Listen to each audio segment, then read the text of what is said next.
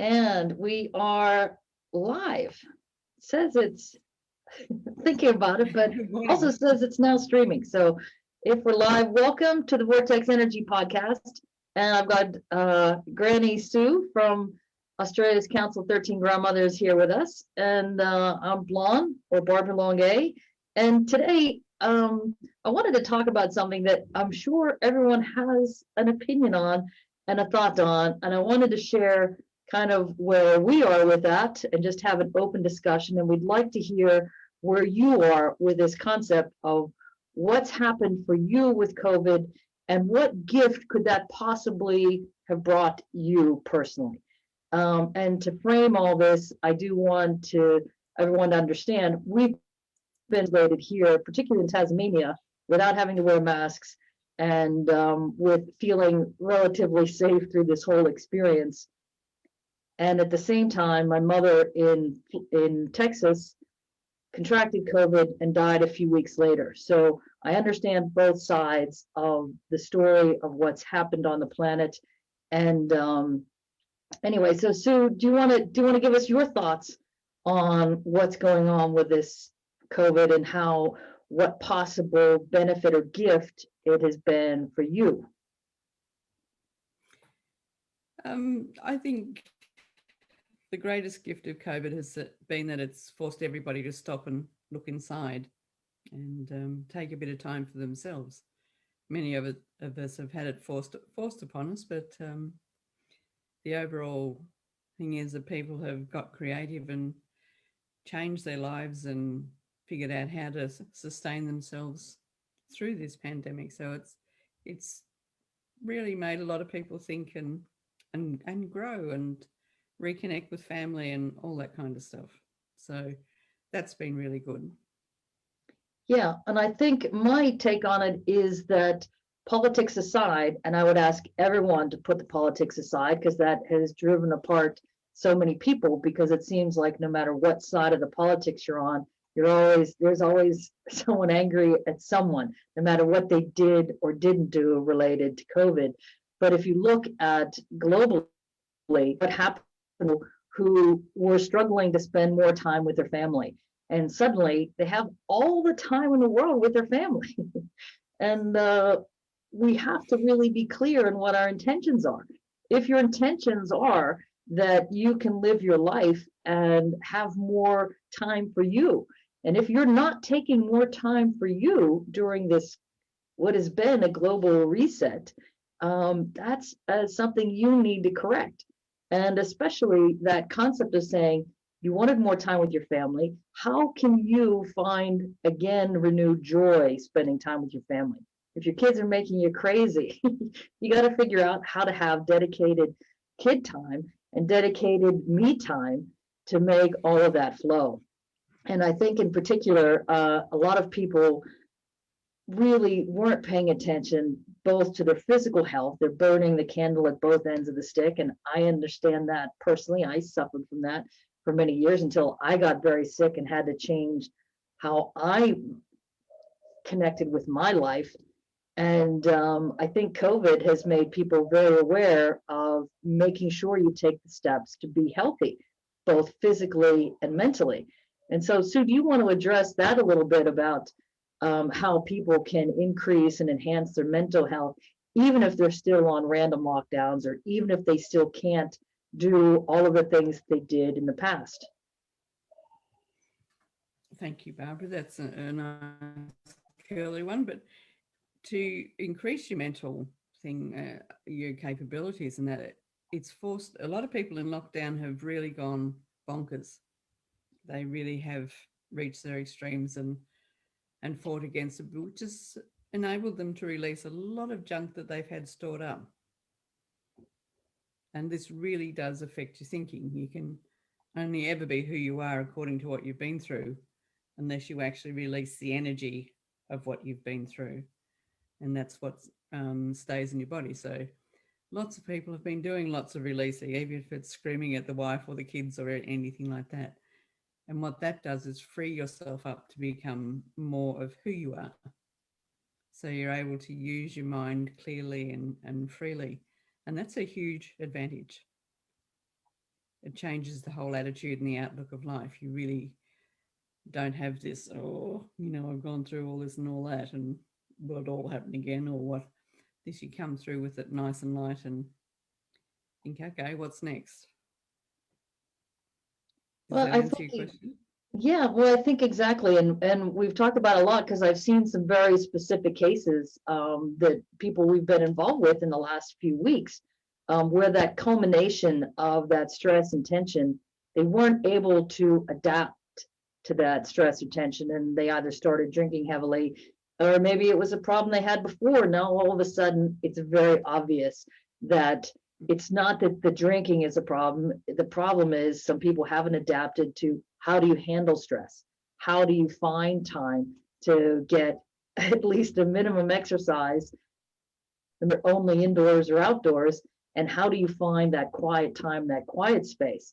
And the only way to find that quiet space is actually to be in silence. And meditation is whatever type of meditation you do, I find is one of the greatest tools to learning how to sit in silence. And people who can't learn how to sit in silence, I was one of them. I found it much better to move. I still meditation or qigong every week, every day.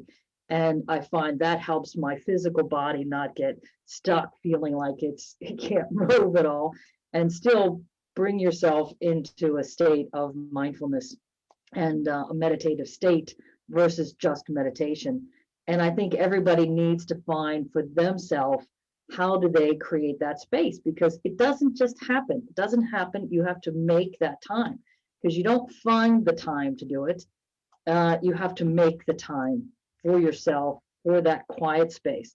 And I find that the people who are normally the most active and they're full on 110% all the time are the ones who need to come to a stop most completely before their body completely shuts down. Their mental or physical or spiritual body is going to go, I'm going to stop you one way or another. And to me, that's kind of what happened with the planet. The planet was on this whole phase where just everything was moving so quickly. The environment was suffering, people's relationships were suffering. And some people might say, my relationships are suffering now that I don't see my family. And yet, other people, their relationships are even better. So, for example, for me personally, I get to talk to my kids every single week, where it used to be once a month we would talk via Skype because we live already thousands and thousands of miles apart. And it's actually brought my brothers and I closer together, that we have group meetings that were so rare it was unbelievable. And it's a choice. It's a choice on how do you choose to view what's happening to you. View it all in a negative light, what's wrong with this, or what's wrong with the vaccine, or what's wrong with that. Or you could choose to say, what's right about where you are now? Or what is the vision that you would like your life to look like? And for most people, it is about enhancing their relationships, and it is about enhancing their quality of life. Where are you? And it's not about waiting day far in the future when something else happens. It's about you can choose right now to create a space around you, your own little bubble of support. And really looking forward to anyone who is feeling challenged to be able to know that there is support. There are people who are like-minded like you who would like to be able to find a positive, healthy space where they can feel safe. And we offer that a lot at the Vortex Healing Center, both with our online meditations and in-person events. But the issue is you need to find that in you, and you need to ask for that personally. Because, like I said, it doesn't just fall from the sky.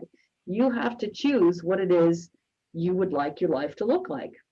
And you can choose to be miserable. And there are still plenty of people who are trying to fight the changes that have come through. And there are people who are choosing to enjoy the quality of time that you have with the people in whatever way you can still connect with them. So I don't know what your thoughts are, Sue, if you'd like to add something to that. Well, he covered just about everything in that 10 minutes. But look, for me, ultimate is just to be outside. I just love living up where I do and having the beautiful scenery and the birds and the dogs and the horses, and it really puts me in a complete and utter state of bliss. And yeah, totally. I'm in a meditative state most of the day. Not a deep one, but a one where I'm sort of certainly aware on many more realms. I see lots of little movements and things like that, especially, well, we're on a very high vibrating property too, which certainly helps. But I think the greatest thing of all of this is the ability to accept the changes that are happening.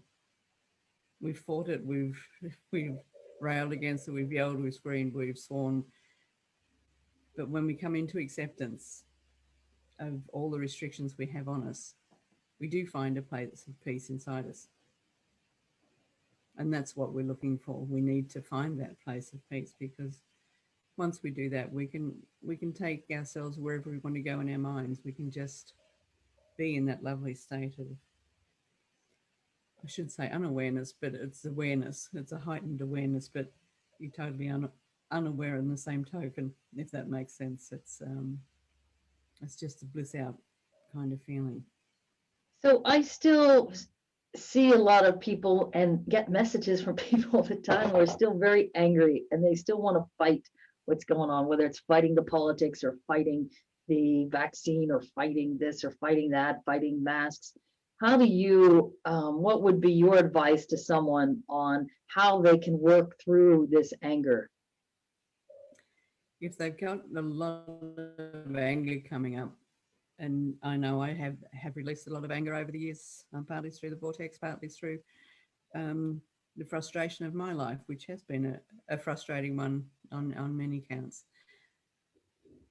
But if you look in the mirror and tell the politician on the other side just exactly what you think, really start to talk and realize that the anger is at yourself for accepting what you don't want, or being uncomfortable with what the situation is and not trying to change it at all.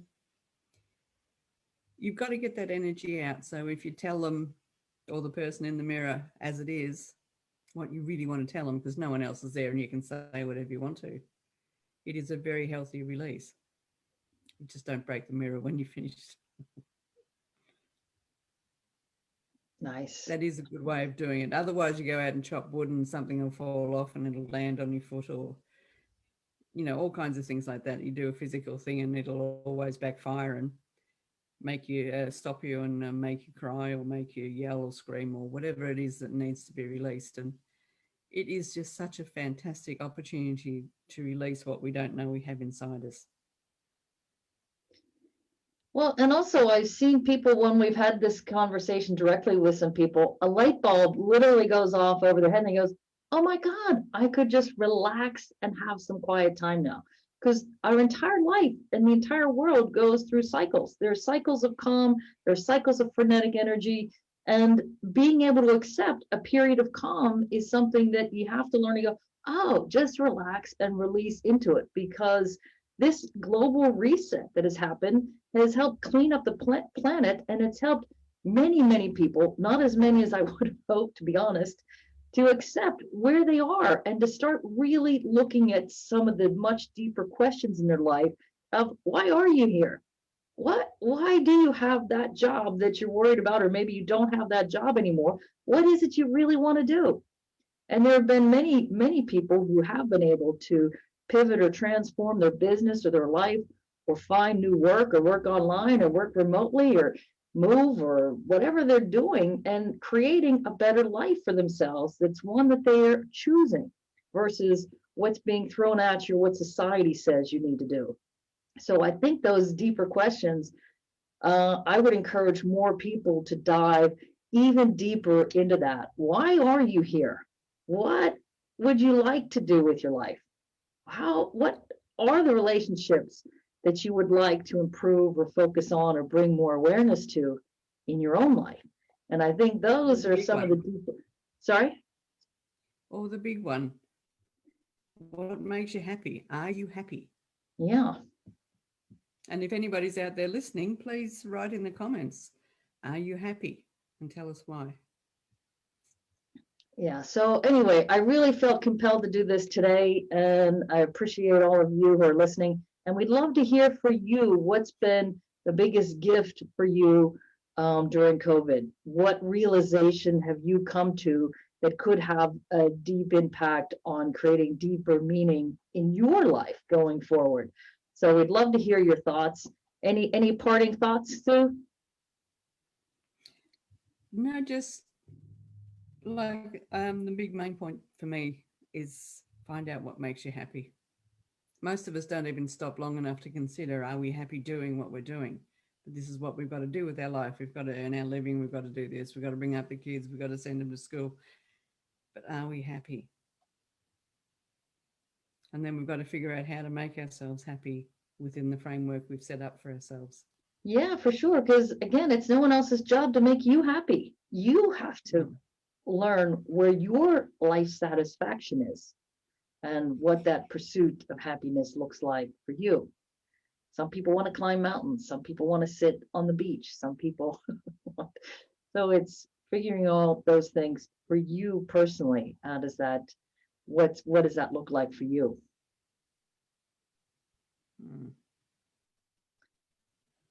So thank you all for listening in. We'd love to hear your comments on what your pursuit of happiness looks like to you. And has this been a gift or just a drudge the past year? And we'd love to hear what's going on for you.